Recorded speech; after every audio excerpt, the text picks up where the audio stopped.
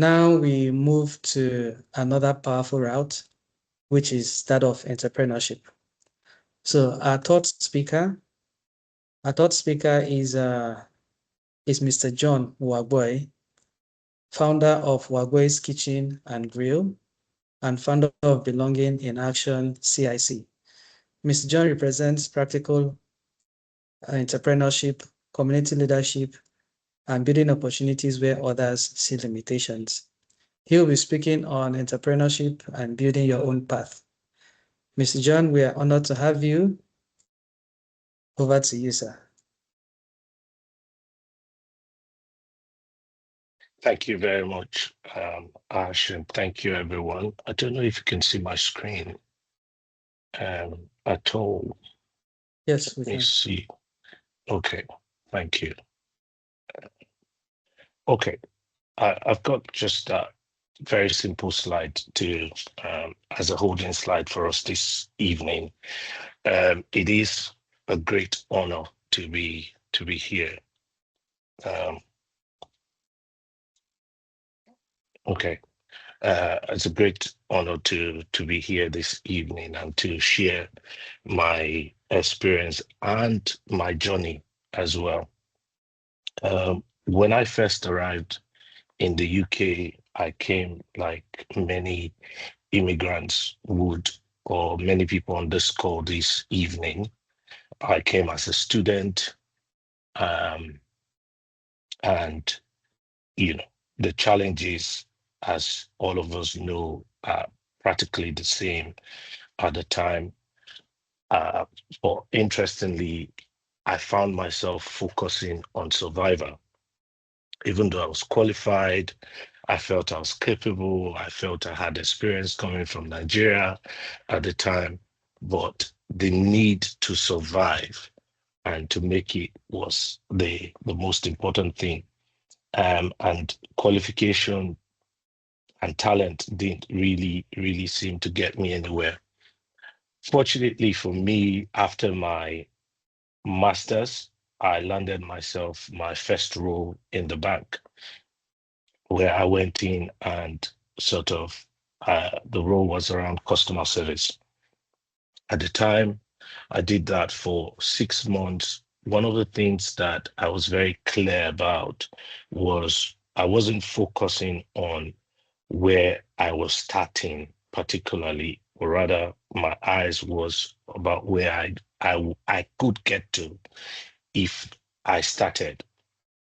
And I think that's one point I would want people to take away from this call this evening.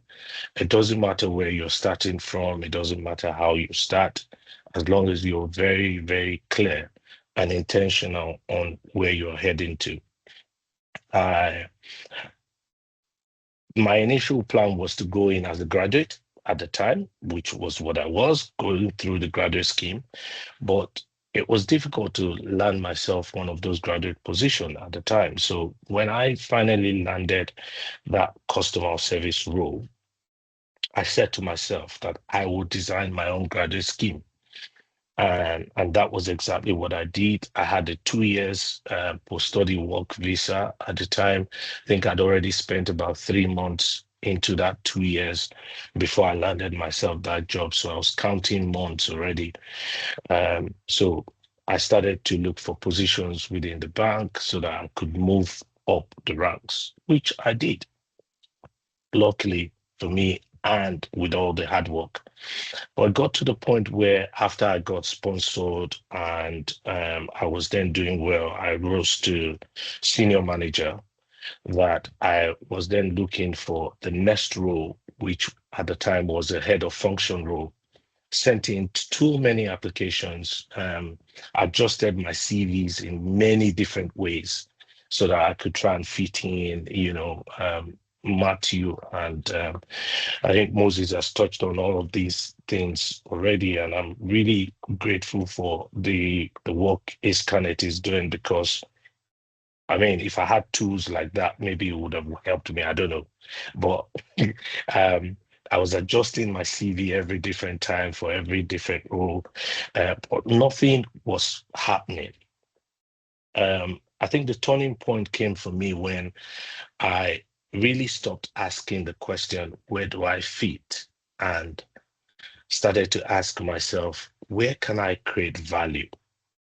And I think that's what I've been brought in here to discuss this evening. That was the shift for me and how everything changed, because I then started to realize that not only could I do so well in the bank, but I could pursue my dream of owning a business. I realized that being an immigrant wasn't necessarily holding me back, but it was giving me a sort of a different lens, because I could see gaps where others could not, and I could understand communities better where others didn't. Because again, part of the role I was doing for the bank at the time was leading inclusion and diversity. So uh, instead of waiting to sort of get that head of function role or that director role in the bank, I decided that I could start something small. One simple idea, which was there was a gap in the market in Edinburgh at the time for a Nigerian restaurant or for Nigerian food to be readily available right now for people who want to eat right now. Very simple idea. You didn't have to give somebody 4 days, 3 days, 1 week notice because you wanted bulk food or because you wanted to eat. I took that one idea and turned it around. My point in this is, um, when we started, I did not figure all of these things out at first, because it was difficult to start something that didn't exist.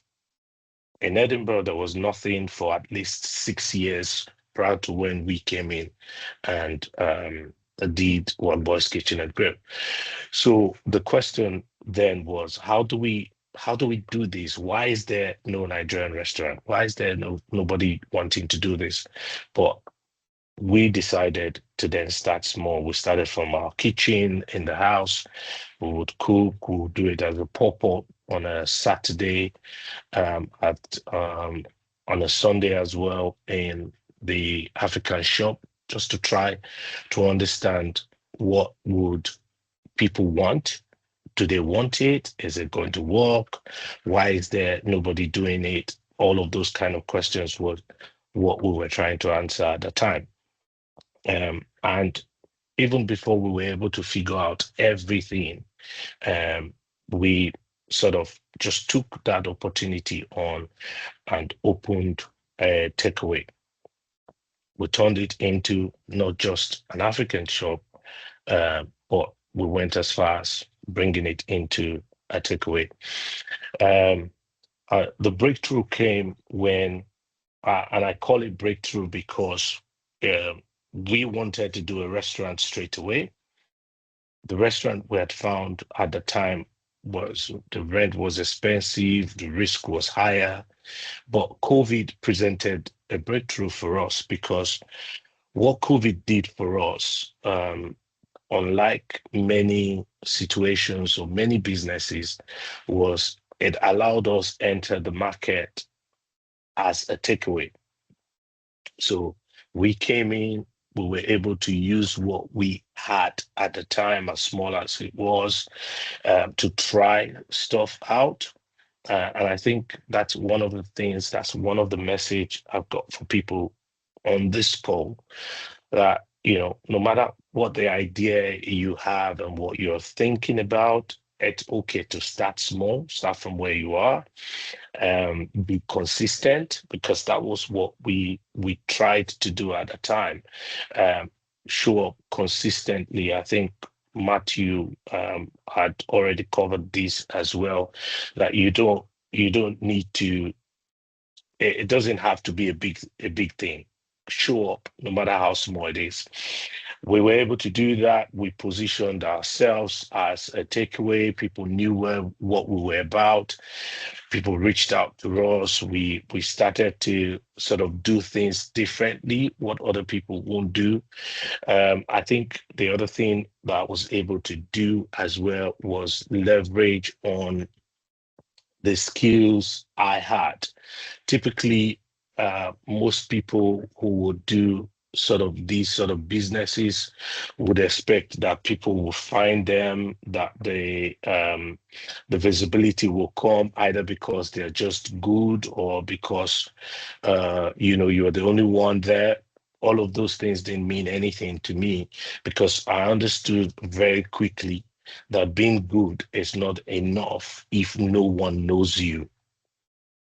So what I started to do was to start to share our works. If people come into the restaurant to the takeaway at the time, I'll take their numbers, save it on my phone, because I would advertise on WhatsApp. As simple as that sounds, it will pop up on people's phone on a daily basis to say, look, we're here. I started leveraging my contacts as well on LinkedIn. Typically, not a lot of people who do restaurant or food business will post about it on LinkedIn.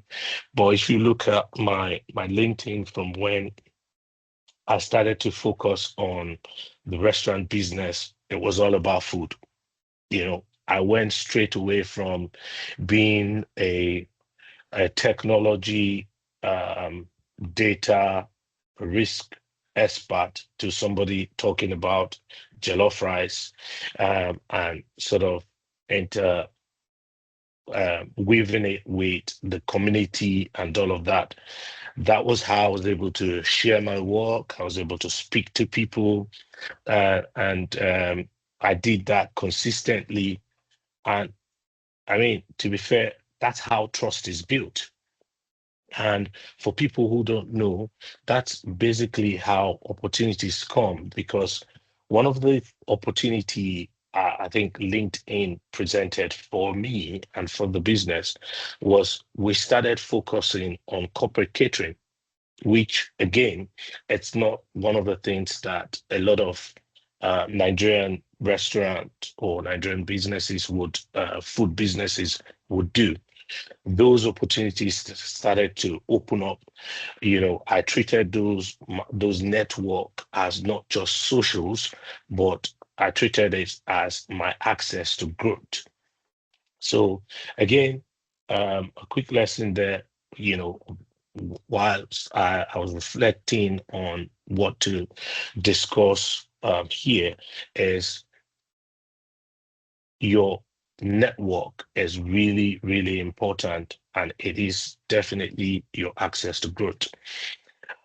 Conscious of time, belonging in action is something that has recently been launched by myself and by the team of people I work with.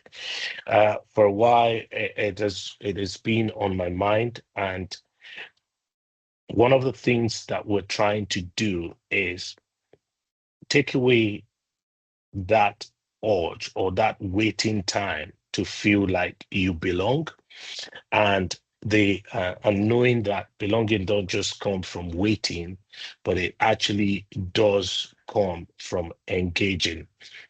It comes from contributing, it comes from collaborating, and most importantly, it comes from creating spaces for other people to sort of feel valued and to be empowered. That's what belonging in action is. It was launched on in March this year. We are looking to create safe and a community hub within Edinburgh and for Scotland, and it's something that we all have a part to play in, something that we build together in action. Before I finish up this session, I think to wrap up my points this evening, there are a couple of things I wanted to really leave with everyone, noted down here on my notes. You don't need to have everything figured out, but you need to take ownership. And I think looking at my journey from when I came in as a student to how I got my first opportunity in the bank, and even how we've been able to start our Boys Kitchen and Grill. It is all about taking ownership of one, your visibility, your value, and your voice. You know, you can do that by starting from where you are, using what you have, and building intentionally. Because as you know, you've heard from Matthew, you've heard from Moses as well this evening. Your journey is not just about sort of fitting in into whichever country you find yourself, but it should be about expanding what is possible within those countries. I hope that that's what you all have benefited or have sort of gathered from these last three sessions this evening. I'll pause there and over to you back, Ash. Thank you. Thank you very much, Mr. John. That was powerful and practical. You know, many people often overlook entrepreneurship as a legitimate pathway, but I'm sure with your insights today, a lot of persons will begin to look at how to turn the very many ideas they have in their heads into practical businesses that will enable them have a good stay over here and create impact as well. Thank you very much, sir. You finished right on time. You had about 5 more minutes, but you're still following the script of the initial time allotted to you. So thank you very much for managing it quite fine.